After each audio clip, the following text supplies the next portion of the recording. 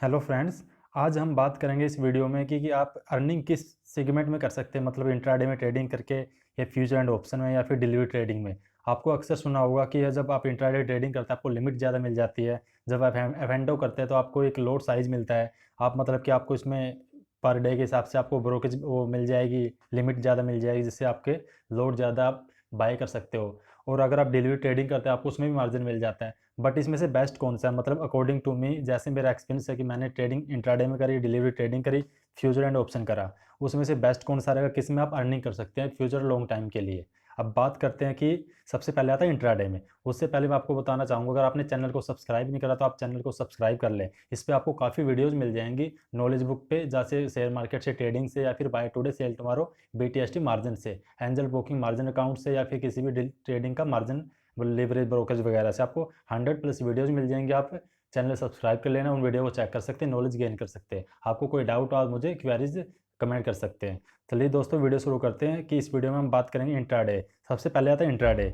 Intraday में जब आपको पता होगी कि कोई भी स्टॉक या फिर किसी भी सेगमेंट में आप बाइंग करते हैं तो आपको शाम को इवनिंग से पहले 3:30 से पहले, जब मार्केट क्लोजिंग होती है उससे पहले आपको उसको सेल करना पड़ता है। तो आप इंट्राडे में एक बेनिफिट नहीं है आपको, इसलिए बेनिफिट नहीं है। आप एक दिन में कैसे सजेस्ट कर गैस कर सकते हैं कि वो स्टॉक अप होगा या डाउन होगा। बाई चांस आपने बाइंग कर लिया, आपको पूरा रिसर्च आपका अच्छा है कि आपको लगता है कि ये स्टॉक अपर मूवमेंट में, मतलब बाय कर लिया तो आप ये ऊपर जाएगा, और किसी न्यूज़ की वजह से या किसी भी मतलब ग्लोबल मार्केट की वजह से थोड़ा सा ऐसा न्यूज़ आ जाता है जो स्टॉक बिल्कुल डाउन चला जाता है, तो आपका पैसा आप उस स्टॉक को होल्ड नहीं कर सकते हो, क्योंकि आपने इंट्राडे में बाय करा हुआ। और इंट्राडे में आपको टाइम सिर्फ 1 डे का मिलेगा, जब मार्केट क्लोज होने से पहले। अगर आप स्केयर ऑफ नहीं करोगे तो जो आपका ब्रोकर है वो आपको स्केयर ऑफ पोजीशन अपने आप ऑटोमेटिक हो जाएगी 3:15 से पहले। तो आप इंट्राडे में बिल्कुल भी अर्निंग नहीं कर सकते इस वजह से, क्योंकि आपको टाइम नहीं मिलता किसी भी स्टॉक को होल्ड करने का, बाई चांस अगर उसमें मूवमेंट आपके अकॉर्डिंग नहीं आता है तो। इंट्राडे का सबसे बड़ा नुकसान ये है कि आपके पास टाइम बहुत कम होता है, सिर्फ 1 डे का टाइम होता है। इस पर आपको एक बेनिफिट ये मिलता है कि आप उसमें मार्जिन ज़्यादा मिल जाता है। अगर आपके पास 1 लाख रुपीज़ है तो आप 20 लाख 15 लाख तक की बाइंग कर सकते हैं, बट उसके एक टाइम लिमिट होती है, आपको सिर्फ 1 डे के लिए मिलता है। आपको उसी टाइम आपको स्केयर ऑफ पोजीशन करनी पड़ेगी। अगर आप नहीं करोगे तो आपकी पोजीशन स्केयर ऑफ ब्रोकर की तरफ से कर दी जाएगी। आप उसमें लॉस हो प्रॉफिट हो तो आपको 1 डे का ही टाइम मिलेगा इंट्राडे में। तो आप इंट्राडे में अर्निंग इसलिए नहीं कर सकते। आप अगर आप मैथमेटिक्स के अकॉर्डिंग चलोगे तो आप चेक करना कि इंट्राडे में मैंने कितने ट्रेड करे डेली, और मंथ एंड पे आप कैलकुलेशन करना कितना मेरा ब्रोकरेज कटा और कितना टैक्सेज लगे। उसके बाद डेली प्रॉफिट और लॉस माइनस करके आप कैलकुलेशन करना कि अर्निंग में मेरे पास कितनी अर्निंग हुई।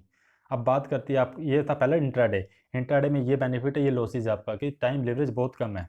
अब बात करते हैं डिलीवरी ट्रेडिंग की। और सबसे बेस्ट होता है इंट्राडे, फ्यूचर एंड ऑप्शन और डिलीवरी ट्रेडिंग में, लॉन्ग टर्म में डिलीवरी ट्रेडिंग, मतलब कि इसमें लॉन्ग टर्म भी आ जाता है, शॉर्ट टर्म भी आ जाता है, और BTST भी आ जाता है। इसमें आपको टाइम मिल जाता है। बाई चांस हमने स्टॉक बाई कर लिया, आपके अकाउंट में 1 लाख रुपीज़ है, आपने 1 लाख रुपये की ट्रेडिंग बाई कर ली।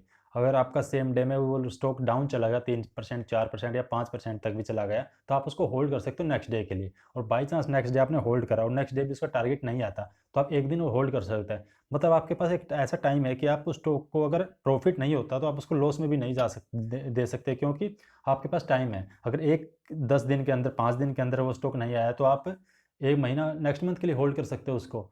मतलब आपके पास एक टाइम है कि अपनी जो अमाउंट है वो उस स्टॉक में है, बट ये डिपेंड करता है आपने कौन सा स्टॉक खरीदा हुआ है। आप मल्टी बैगर पेनी स्टॉक पे जाओगे और जिसका मतलब मार्केट कैपिटल काफ़ी कम है, या फिर डिविडेंड वगैरह भी नहीं है, या फिर उसको जो प्रॉफिट लॉस स्टेटमेंट का वीक है, तो आप, मैं उसकी बात नहीं कर रहा, मैं बात कर रहा हूँ निफ्टी 50 के जो टॉप कैटेगराइज स्टॉक है, जिसकी वॉल्यूम काफ़ी जनरेट होती है और मार्केट कैपिटल काफ़ी अच्छी है, जिस तरह टाटा मोटर्स हो गया, Britannia, Nestle, Divi's lab, SBI bank, ICICI axis, जो बैंकिंग स्टॉक है, जो निफ्टी 50 के टॉप 50 स्टॉक है, उनकी बात कर रहा हूँ। अगर उनमें डिलीवरी ट्रेडिंग करोगे और बाई चांस आपका स्टॉक डाउन चला जाता है तो एक टाइम के बाद वो उसी रेट पे उससे ऊपर चला जाएगा, क्योंकि निफ्टी 50 के स्टॉक सबसे ज़्यादा मूवमेंट देते हैं, सबसे ज़्यादा प्रॉफिट होते हैं इन स्टॉक के अंदर। अगर आप ज़्यादा रिस्क लेना चाहते हैं तो आप मल्टी बैगर पेनी स्टॉक पे भी जा सकते हैं, या फिर शॉर्ट टर्म स्टॉक पे भी जा सकते हैं। बट मैं अपनी तरफ से बताना चाहता हूँ कि आप डिलीवरी ट्रेडिंग में हमेशा टॉप कैटेगराइज स्टॉक पर ही जाना है, डील निफ्टी 50 वाले पे। उसमें अगर आप प्रॉफिट आपको कम होगा तो लॉस भी कम होगा। ऐसा नहीं है कि आपको 20% डाउन चलेगा कि पूरा अमाउंट ही ब्लॉक हो जाएगी, ऐसा बिल्कुल भी नहीं होगा। रिलायंस का मान के चलो आपको 2%, 3%, 4%, उससे अगले दिन आपका नहीं हुआ तो 2-3 दिन बाद वो स्टॉक उससे ऊपर फिर चला जाएगा। इसलिए सबसे बेस्ट है कि डिलीवरी ट्रेडिंग, जब आप एक दिन के लिए होल्ड करते हैं, 2 दिन के लिए, 3 दिन के लिए, इसमें आप अपने अकॉर्डिंग होल्ड कर सकते हैं। जिसमें आपको लगता है कि ये स्टॉक मुझे 5 दिन के लिए होल्ड करना, 10 डेज़ के लिए होल्ड करना, आप उसको होल्ड करके रखना। जैसे आपको लगता है कि प्रॉफिट मेरा अपने अकॉर्डिंग सही है, तो आप उसको सेल करके प्रॉफिट अर्न कर सकते हैं। अगर आपको लगता है कि कुछ टाइम बाद ये स्टॉक इससे अपर मूवमेंट देगा, तो आप उसको होल्ड कर सकते हैं।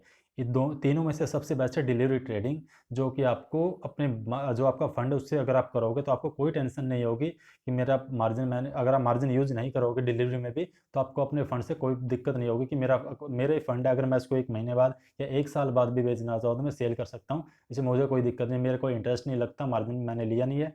इसी वजह से बेस्ट है डिलीवरी ट्रेडिंग, अगर आप अपने पैसे से करते हैं तो।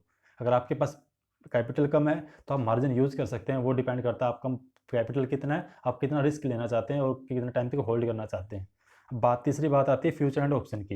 एफ एंड ओ का भी आपको पता होगा, एफ एंड ओ में एक एक्सपायरी डेट होती है कि मंथली वीकली, आप मैक्सिमम 1 मंथ होल्ड कर सकते हैं, मैक्सिमम भी आप 1 वीक होल्ड कर सकते हैं।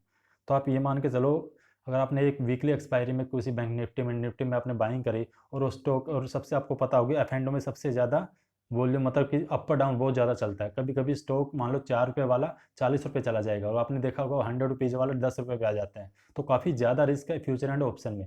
अगर आप रिस्क लेना चाहते हैं अपने कैपिटल का, तो आप इसमें ट्रेडिंग कर सकते हैं, बट मैं सजेस्ट करना चाहूँगा कि एफ एंड ओ में ट्रेडिंग मत करना, क्योंकि फ्यूचर एंड ऑप्शन काफ़ी रिस्की है, और इस रिस्क की वजह से आपकी अमाउंट पूरी ब्लॉक भी हो सकती है, आप अर्निंग भी कर सकते हैं। ये डिपेंड करता है आपके ऊपर, आप कैसी ट्रेडिंग करते हैं, कैसा आपका रिसर्च है। जो भी आप ट्रेडिंग करो अपने अकॉर्डिंग करना, अपने रिसर्च के अकॉर्डिंग करना। मैं अपनी तरफ से आपको कोई ऐसा सजेस्ट नहीं करूँगा कि आप एफ एंड ओ में ट्रेडिंग करो इंट्राडे में या डिलीवरी में। एक मैं नॉलेज के बेस पे आपको बता रहा हूँ कि आप इस इसमें ऐसे अर्निंग कर सकते हैं, ऐसे आपका बेनिफिट मिलेगा, अगर आपको लॉस होगा ऐसे आपको प्रॉफिट होगा।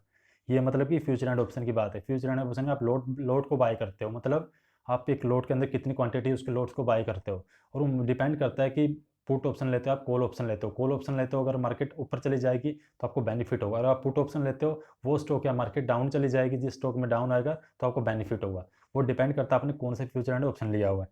बट बेस्ट इसमें आपको मैं अपने अकॉर्डिंग बता रहा हूँ कि डिलीवरी ट्रेडिंग, इक्विटी के अंदर आप डिलीवरी में ट्रेडिंग करोगे तो आपको प्रॉफिट होगा, ज़्यादा नहीं को कम होगा, मतलब आपको श्योरिटी है कि प्रॉफिट ही होगा। बट अगर इंट्राडे फ्यूचर एंड ऑप्शन करेंगे तो इसमें आपको टाइम इंट्राडे में सिंगल डे का मिलता है, फ्यूचर एंड ऑप्शन में वन वीक या फिर 1 मंथ मैक्सिमम मिलता है। आप इसमें इतना टाइम लेके आप ट्रेडिंग करोगे, अगर आपका रिसर्च कैसा वो डिपेंड करता है। अगर आप अपने अकॉर्डिंग रिसर्च करके ट्रेडिंग करना ज़्यादा आप कर सकते हैं, बट इसमें बेस्ट है डिलीवरी ट्रेडिंग। अब मैंने 3 आपको बता दी, intraday, delivery, future and option. आप इंट्राडे में आपको सेम डे क्लोज करना पड़ता है, फ्यूचर एंड ऑप्शन में आपको 1 मंथ या 1 वीक का एक्सपायरी मिलता है, और डिलीवरी ट्रेडिंग में आपको अपने, अगर आपने अपना कैपिटल यूज़ करा हुआ है तो आपको कितने लॉन्ग टर्म तक रख सकते हैं। अगर आपने मार्जिन यूज़ करा डिलीवरी ट्रेडिंग के लिए तो मैक्सिमम 90 डेज़ होल्ड कर पाएंगे। अगर 90 डेज़ में आपका टारगेट या फिर कोई स्टॉक आपका ऊपर या नीचे नहीं जाता है तो आपको केयर ऑफ करना पड़ेगा, जिसमें आपको मार्जिन ट्रेडिंग में आपको इंटरेस्ट भी पे करना पड़ेगा 1.5% पर मंथ के हिसाब से। अगर आप 3 महीने होल्ड करते तो 4.5%, 4.5% आपको इंटरेस्ट देना पड़ेगा डेली ट्रेडिंग के लिए। इसलिए मैंने आपको तीनों बारे में बताया। आपको कोई डाउट हो तो आप मुझे कमेंट कर सकते हैं। Thank you so much.